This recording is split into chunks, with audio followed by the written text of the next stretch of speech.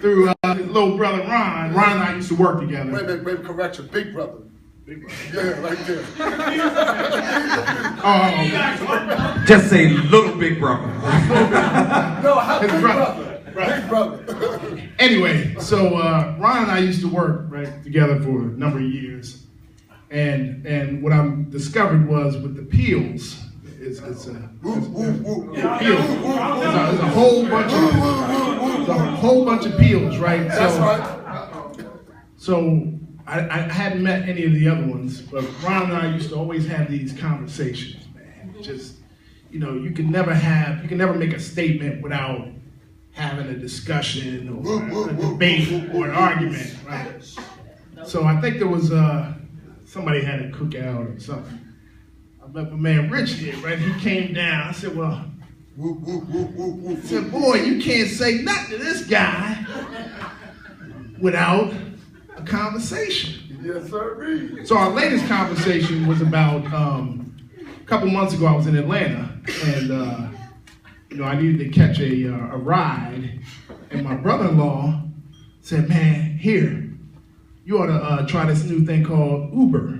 Ooh. Carry on. So Uber's like this online, what do you call it? Like taxi, service. Yeah. An online hack service. I'll put it that way. So I was like, yeah, I really liked it. So I came in as soon as I saw my man Rich, I said, "What, Rich? Hey man, what do you think about Uber?" What'd you say?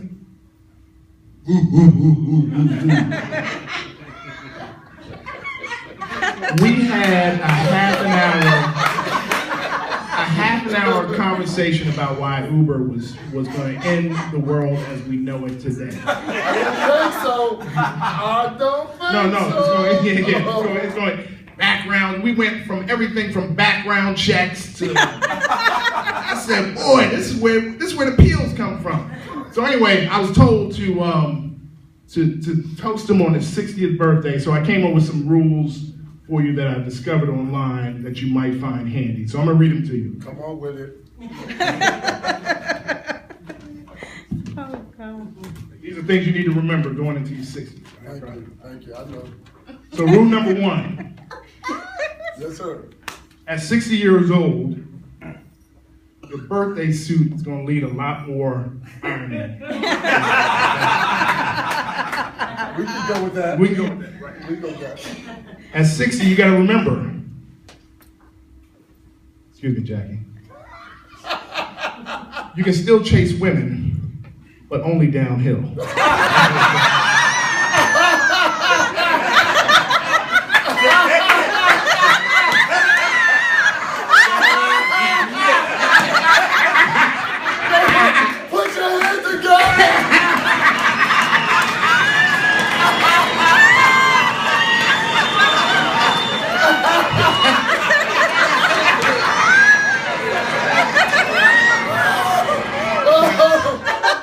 I want you to get him on this. Now, I wrote all these myself. No. Yes, sir. All right. At 60, you got to remember, man. Yeah. There's a rule. Yeah. You can no longer wear tank tops, bro. All right?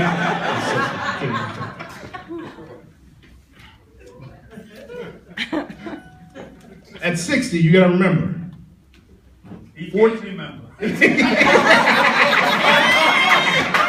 got that right. 60. Fortune tellers now read your face instead of your palm. Right? No, that's true. You know, that's true. You gotta remember at 60, this one's for you too, Jackie. You gotta remember. Any kids? No, okay. The old spark takes a little more blowing to get going. All right? It's gonna take a little more. That's all right. We ain't worried about the sparks of the blowing.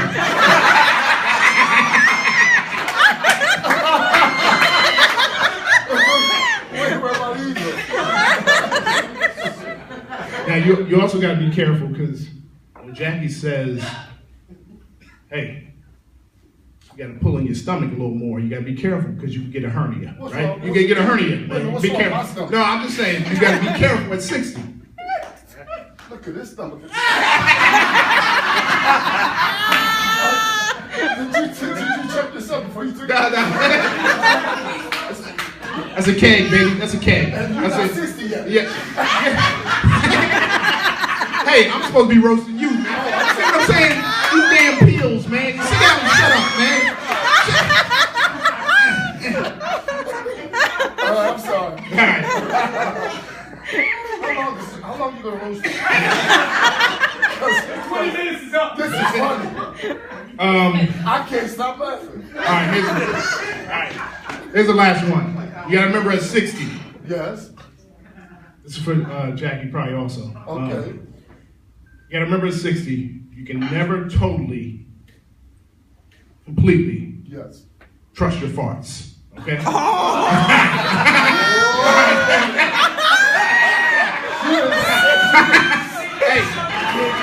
Hey. Happy 60.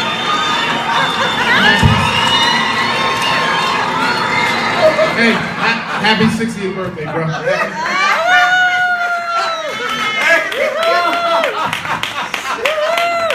Oh boy. Oh, God. Boy, the damn You better go back there and talk to her because she don't like the farts. Switch sides.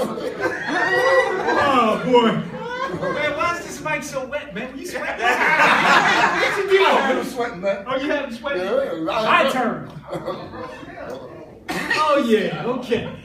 Put that mic up, bro. Okay, yes, sir. Thank you very much. Appreciate your help. Yeah. So they said you have to roast your brother tonight for his 60th birthday. You can I do said, that, my man. goodness, man. I said, really? So what would I say? I said, well, I don't know, maybe I'll tell them about the time that we were in the neighborhood. We were all about, I don't know, 6, 7, maybe 8 years old. Richie took me and probably 7 or 8 of my buddies trick-or-treating. And the idea was in our neighborhood when you tend to have bullies and guys who tend to, take advantage of little kids and what have you. Michael Jackson. So he agreed to, well, not to that extreme. Not to that extreme. I mean, a little bit along those lines, but not to that extreme. But anyway. Don't forget to tell them I'm still looking for them suckers. Okay. Let me get to the story. So, we go out on a trick-or-treating expedition. So Richard and 6 or 7 of my buddies, he says, and I think Ralph was with us, he said, okay, look, this is the game plan. Y'all need to stay in front of me. He said, because just trust me. Okay, we said, okay, but as you might imagine, little kids, 5, 6, you're excited, you got candy. So that goes in one ear and comes out the other, right? So we get down to one part of the neighborhood. By this time, we'd probably already been trick-or-treating about an hour. So our bags are full of candy. And we get to this one house, and we're standing out there comparing, what did you have? How much you? And all of a sudden, about 3 guys, wandered up onto the lawn and at the house we were trick-or-treating at. They pulled their shirts up over their heads and they snatched our bags, ran down, so they all took off in different directions. And so what he did was, of course, he can't catch all of them, so he took off in one direction after one of the guys. Of course, our night was ruined. I just want to remind you of that. That still resonates in my mind. I'm still looking. Good intentions. The moral to the story is, my brother, you had good intentions, but it just didn't pan out. Okay. The other story, I said, well, maybe I'll tell them about the time we were living on Allendale Road, and we were in the backyard playing baseball. And do you remember Andy Etcheburn? Yeah. One of your favorite players, wasn't he? Yeah.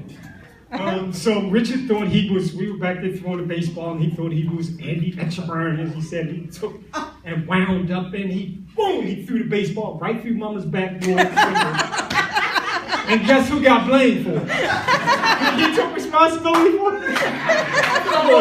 Yeah, you meant it on me or Ralph. I wish Ralph was here to so he blamed it on one of us.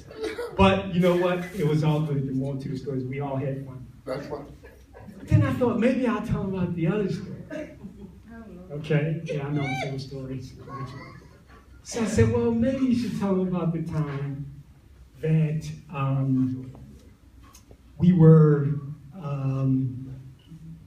we were working together and at Pimlico Racetrack.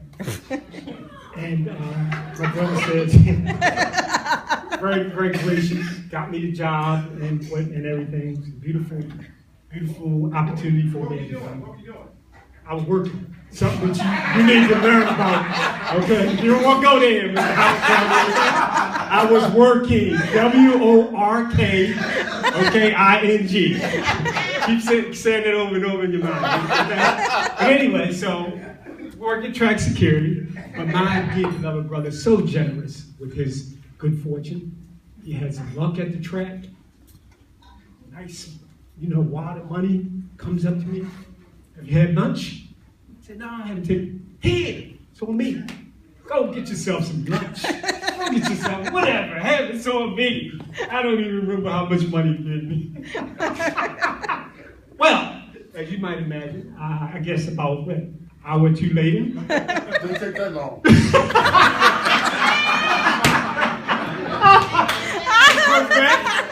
says, I need that money back, man. I'm so down. And let me some of yours.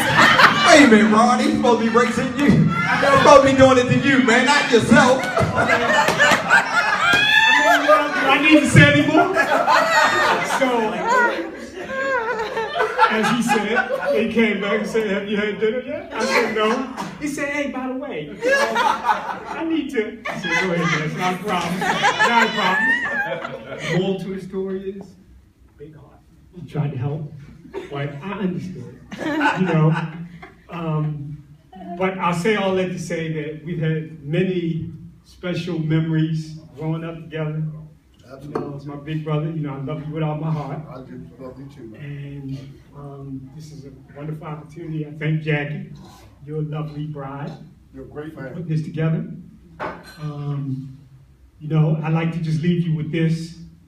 And I know you'll hear lots of jokes about turning 60 and getting older. But I look at it this way. If 60 were a temperature, you'd be getting hotter, my brother.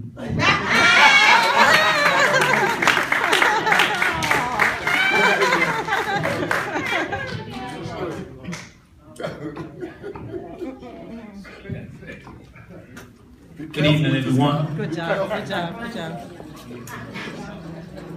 I pulled this chair up for a reason. My good friend Richard here, I know him for 32 years. Again, at the racetrack, I met him. We're both ex-military guys, and we get along very well. I'm not gonna be up here too long, but I just wanna give you a little thing about military guys like to drink. And Richard always says, if you need anything, call me, and I'll come help you out, do whatever it is. If you need anything. I said, Richard, do the same thing. Call me. You need a hand, you need something done, give me a call. So one day, about 9:45 at night, 9:45, I'm sleeping in my bed, knocked out, phone rings. See, call ID, Richard. Hey, man, you got to call you back.